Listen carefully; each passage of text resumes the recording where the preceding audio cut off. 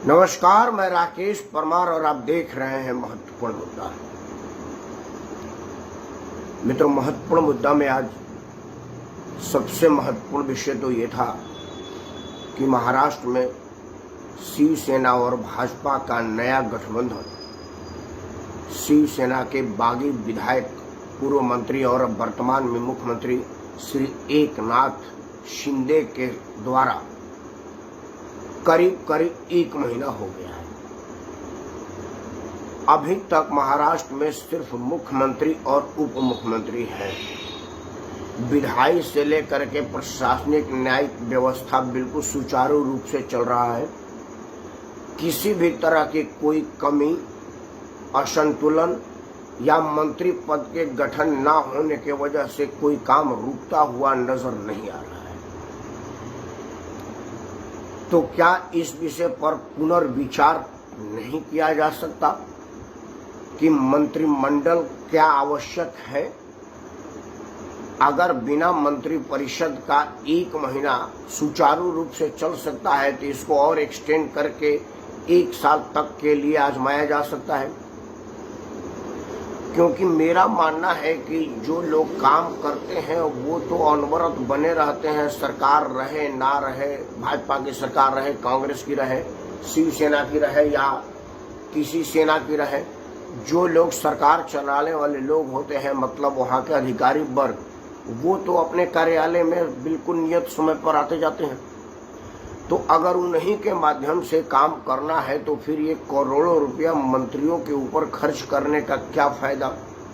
क्योंकि कई बार मंत्रियों के वजह से काम में रुकावट आती है, घोटाला होता है, बेईमानी होती है और राजनीति होती है। अच्छा है कि उनके आपसी साठगांठ, खींचतान और सेटिंग गेटिंग ना होने के वजह से मामला 1 महीना तक खिंच गया और हम सब लोगों को इस विषय पर विचार करने का मौका मिला कि क्या इस पर भी विचार किया जा सकता है कि मंत्रिमंडल हो ही ना, क्योंकि उसके नफा और नुकसान दोनों है और विचार दोनों पर किया जा सकता है।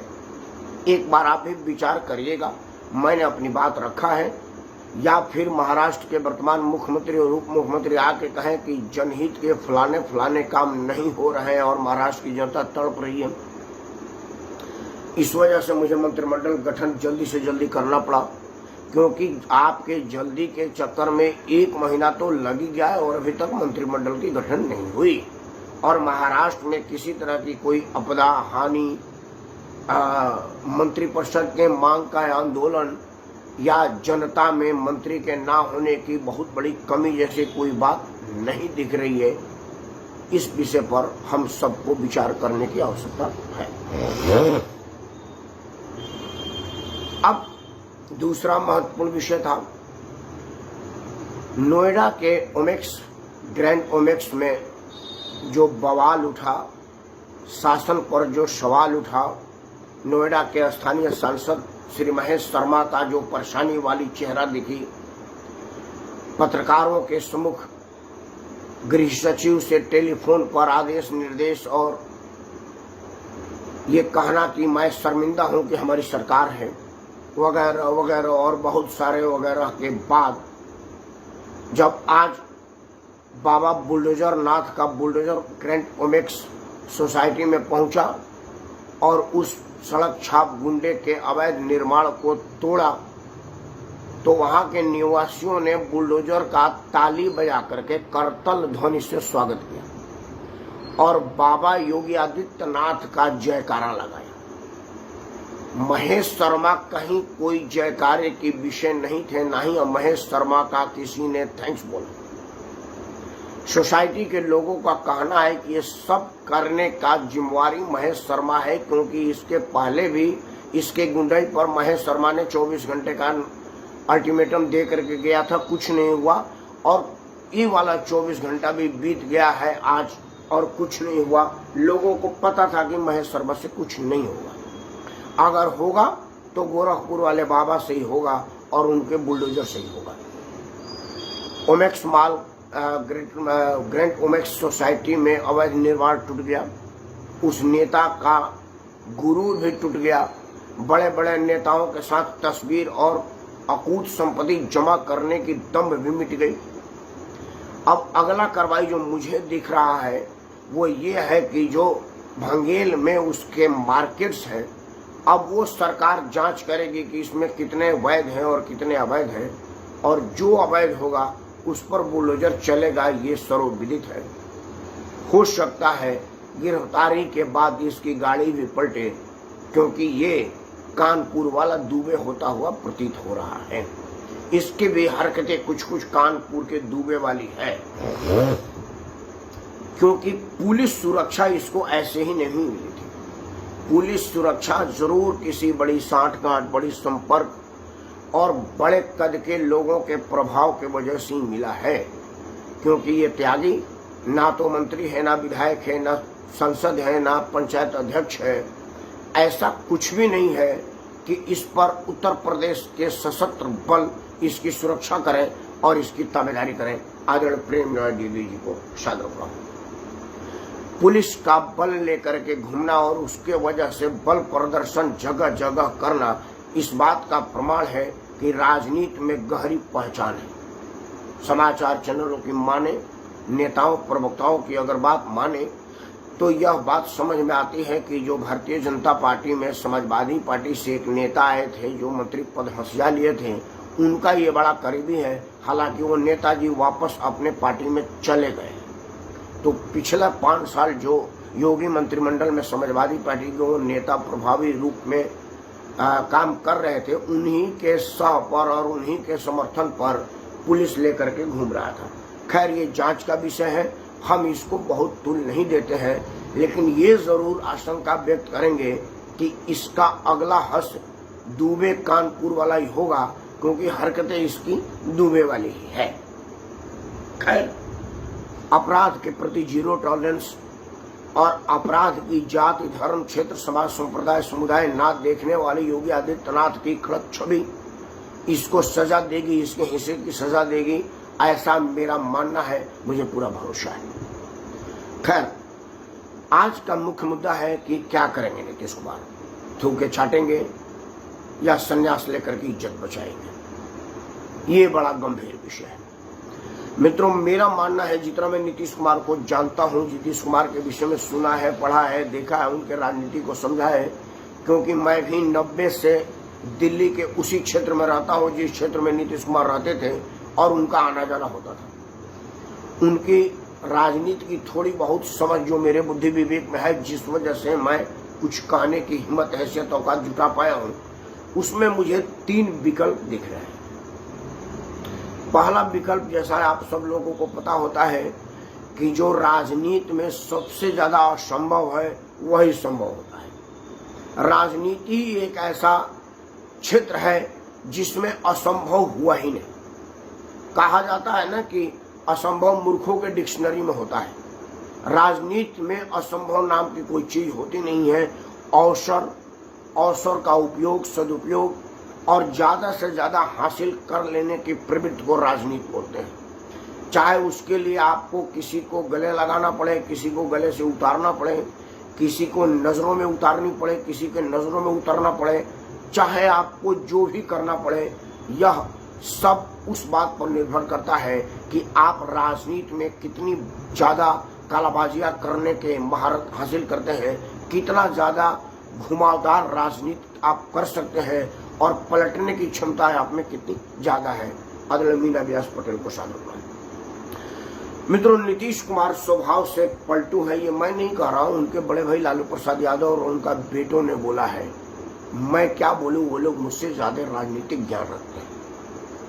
तो पहला विकल्प कि क्या लालू प्रसाद यादव के साथ वापस नीतीश कुमार जाएंगे, इसकी शुरुआत 2022 के शुभारंभ में ही हो गया था, जब 2017 के बाद पहली बार नीतीश कुमार, जी मीना जी नमस्कार, नीतीश कुमार लालू परिवार के इफ्तिखार पार्टी में शामिल हुए। उसके बाद अभी महीना 1.5 महीना पहले भ्रष्टाचार और आकंठ बेईमानी से अकूत संपत्ति जमा करने वाले लालू प्रसाद यादव, जिनके घर 2 स्वयं की डॉक्टर है के बावजूद नीतीश कुमार ने बिहार के सरकार के करदाताओं के पैसे पर लालू प्रसाद के इलाज का खर्चा उठाने की जिम्मेदारी ली और घोषणा की, तब भी लगा कि मामला दोनों तरफ आग बराबर लगी है और झुकाव दोनों तरफ है। अब अगर नीतीश कुमार वापस लालू के खेमे में जाते हैं और लालू के साथ मिलकर सरकार बनाते हैं तो सरकार का स्वरूप क्या होगा? लोकतंत्र लोक भावना से चलती है और सरकार गणित से चलती है। तो गणित में नीतीश कुमार कमजोर नहीं कंगाल हो गए हैं रामविलास पासवान के पुत्र के मेहरबानी से। यह सर्वविदित ये बताने की जरूरत नहीं है कि नीतीश कुमार अब 44-45 पर आ गए हैं और लालू प्रसाद 79 पर है, मतलब जस्ट दुगना। अब 2-4 कम बेसी समझ कहिएगा कि तुमको गणित नहीं आती। 45 दूने 90 होता है और 79 में 11 कम है। गणित इतनी ज्यादा फिक्स नहीं बैठती है, मतलब दुगने का अंतर है। लेकिन यहाँ राजनीति में दुगने से भी ज्यादा का अंतर है। लालू प्रसाद का जो बेटा मुख्यमंत्री बनने की सपना देख रहा है, उसकी पूरी आयु से दुगना अनुभव लालू प्रसाद यादव और नीतीश कुमार के पास है। इसका भी कीमत होता है, क्योंकि अनुभव का कोई मोल नहीं होता, वो बाजार में नहीं मिलता, वो स्वयं कमानी पड़ती है। तो अगर नीतीश कुमार लालू जी के साथ जाते हैं तो क्या मुख्यमंत्री पद को चला पाएंगे? और लालू जी क्यों चलने देंगे जब उनके पास 79 है और आपके पास 45 है? और अगर मान लेंगे तो इसकी कीमत कितनी ज्यादा नीतीश कुमार को देनी पड़ेगी, ये भी एक समझौते का विषय है। सुना जा रहा है कि लालू प्रसाद यादव ने 2 उप मुख्यमंत्री और गृह मंत्री वित्त PWD और मतलब मलाई के सारे सीट मांगा है।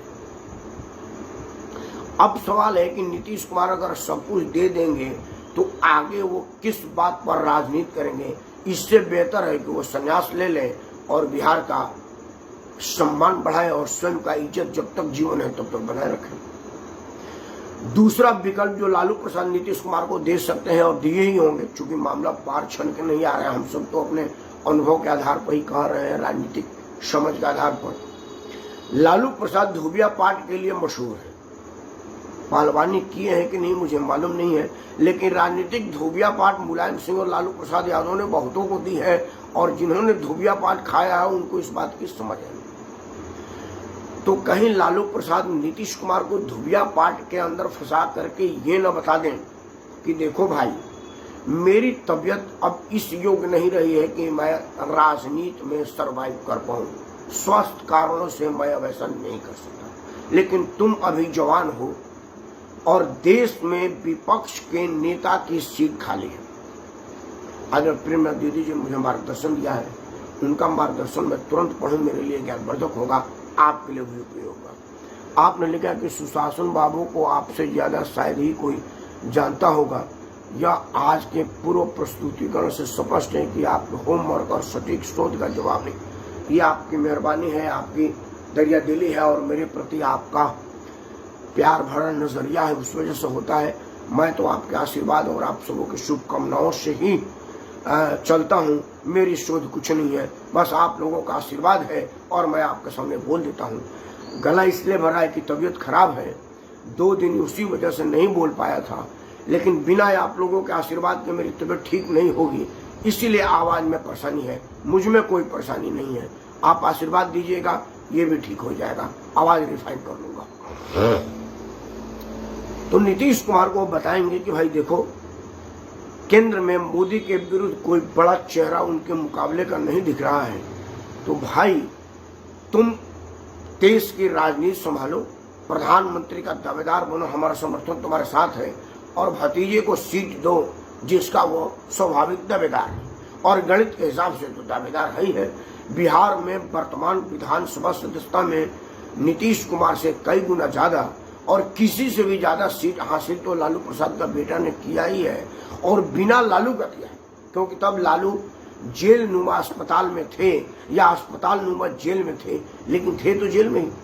और ज्यादातर निर्णय तेज प्रताप ने और तेजस्वी ने स्वयं लिया था, तो क्रेडिट गोज टू तेजस्वी, इसमें तो कोई दो राय नहीं है। तो कहीं ऐसा तो नहीं कि नीतीश कुमार को दिल्ली भेज करके बिहार में अपने बेटे को सर्व सुरक्षित कर लेने का खाब लालू प्रसाद यादव देख रहे हो।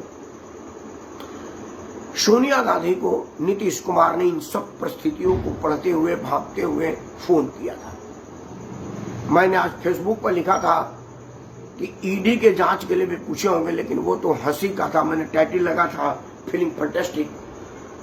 और नीतीश कुमार को पता है, क्योंकि ईडी और सीबीआई की मार जांच तो इन्होंने भी झेला है, देखा है या करवाया है, तो ज्ञान तो इनको भी होगी, वो पूछेंगे नहीं।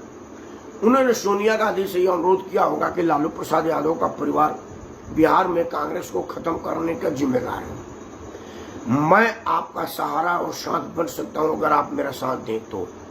आप सरकार में शामिल होइए और कम्युनिस्ट को भी शामिल कराने का प्रयास करेंगे, ताकि सत्ता की संतुलन बनी रहे।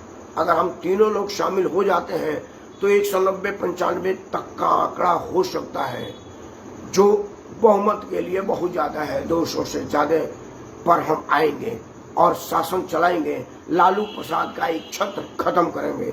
वैसे हम और लालू मिल के भी बहुमत का आंकड़ा छू लेंगे, लेकिन दबदबा लालू की रहेगी।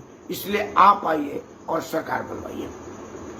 आदरणीय प्रेम नड्डा जी ने लिखा है कि 2 लवंग मुंह में रखिए, इससे बोलने में आसान। जी, आपके आदेश का पालन होगा, लेकिन अभी मैं आपके आशीर्वाद को छोड़ करके हट नहीं सकता लवंग लेने के लिए। इसलिए आप मुझे अपना आशीर्वाद दीजिए, गला ठीक हो जाएगा। थोड़े दिन और मुझे बर्दाश्त कीजिए, थोड़े देर के बाद। हाँ भाई सागर को शुभ आशीर्वाद।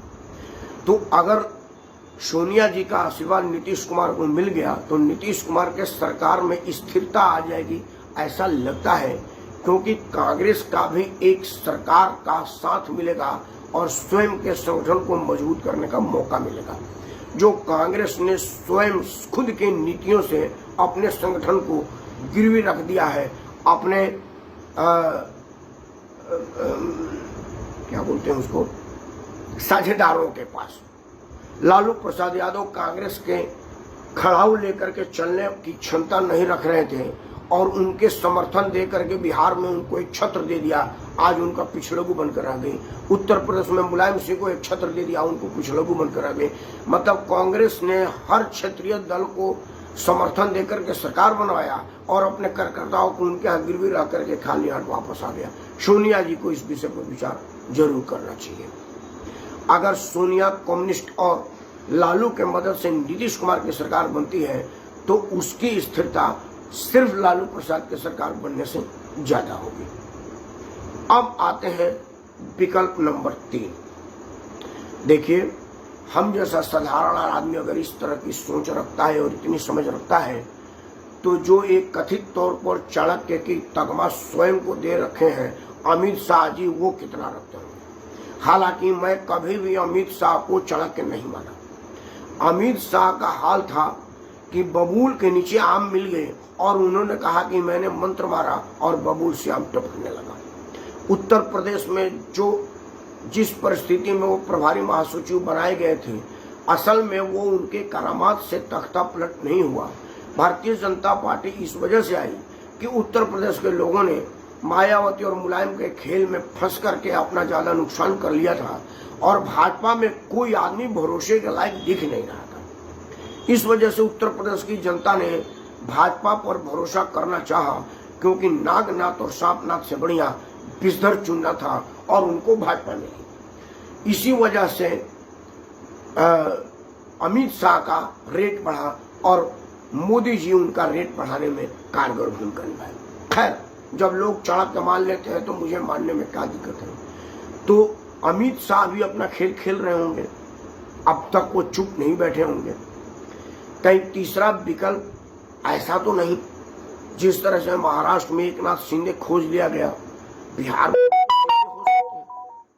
तो कहीं ये बात तो नहीं है कि बिहार में कोई लालू प्रसाद यादव के अंदर से शिंदे निकले और नीतीश कुमार के अंदर से शिंदे निकले। नीतीश कुमार का शिंदे तो सीधा दिख रहा है। आरसीपी सिंह ने कह दिया कि 7 जन्म में प्रधानमंत्री नहीं बन सकते। आईएएस अफसर रहे, कैबिनेट मंत्री रहे, राष्ट्रीय अध्यक्ष रहे जनता दल यू के, और नीतीश कुमार के रग रग से वाकिफ है। कुछ करामात, कुछ खेल तो वो कर ही सकते हैं और कर ही रहे होंगे। चुपचाप बैठने के लिए तो बने नहीं है। अगर आपको लगता होगा कि रामचंद्र प्रसाद, आरसीपी सिंह जाके गांव में नदी किनारे मछली मार रहे हैं, तो आप भूल कर रहे हैं। IAS अफसर रहे हैं, वो चुपचाप तो बैठे नहीं सकते। तो जनता दल यू का एकनाथ शिंदे तो दिख रहा है, अब लालू प्रसाद यादव का एकनाथ शिंदे कौन है? वहां भी तो बहुत लोग हैं। कहीं ऐसा तो नहीं कि लालू का दूसरा बेटा ही एकनाथ शिंदे हो जाए, क्योंकि सार्वजनिक रूप पर बाप बेटे की लड़ाई में दूसरा बेटा फंसता हुआ नजर आ रहा है और लालू प्रसाद का एक बेटे की तरफ झुकाव दूसरे बेटे का दुराव कर रहा है।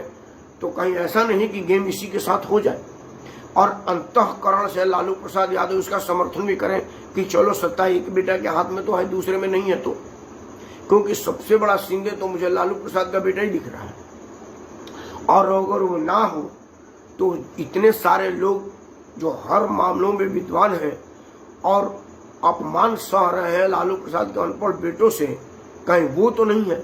तो कहीं तीसरा फ्रंट ये तो नहीं हो सकता कि कल नीतीश कुमार राज्यपाल से मिलकर के भाजपा के सभी मंत्रियों का बर्खास्त करने के निवेदन करें और भाजपा विश्वास मत लावे और क्रॉस वोटिंग से नीतीश की सरकार गिर जाए और जनता दल यूनाइटेड और राष्ट्रीय जनता दल में से टूट हो और भारतीय जनता पार्टी को समर्थन देकर के भाजपा अपनी सरकार बना ले। इस तरह के खेल में माहिर है भारतीय जनता पार्टी। ये मध्य प्रदेश में हुआ है, मणिपुर में हुआ है, गोवा में हुआ है और अब महाराष्ट्र में हुआ है, तो बिहार में क्यों नहीं?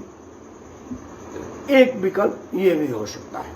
खैर, नीतीश कुमार के लिए कुछ सलाह है।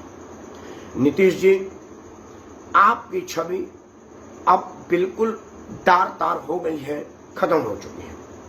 अगर आप चाहते हैं कि लोग आपका सह सम्मान नाम ले तो आप रिजाइन करिए और राजनीति से संन्यास लीजिए और बचा हुआ जीवन हरे राम हरे कृष्ण करने में लगाइए। बांसघाट पटना में एक आश्रम बनवाइए, पैसा आपने अकूत जमा कर रखा है और भोलेनाथ से आशीर्वाद लीजिए कि जो अगली सरकार आवे वो आपके घोटालों की फाइल ना खोले। भारत के राजनीति में इतनी अंडरस्टैंडिंग होती है कि अगर आपने राजनीति से संन्यास ले लिया तो आपके कुकर्मों पर पर्दा डाल दिया जाता है, उस पर चर्चा नहीं होती है, क्योंकि जो राजनीति में होता है लड़ाई उसी के साथ होता है। और युवाओं को छोड़ दीजिए, भारतीय जनता पार्टी हो, राष्ट्रीय जनता दल हो या जनता दल यूनाइटेड हो, जो युवा होनहार बिहार में उभरेगा वो सत्ता संभालेगा। आप दूर से तमाशा देखिए और राम भजन में लगाइए, सबसे सुंदर ये है। नहीं तो केंद्रीय नेतृत्व में आने का और मोदी के विकल्प बनने के पहले 4-5 विषयों पर विचार कर लीजिएगा। आपको याद दिला देता हूं,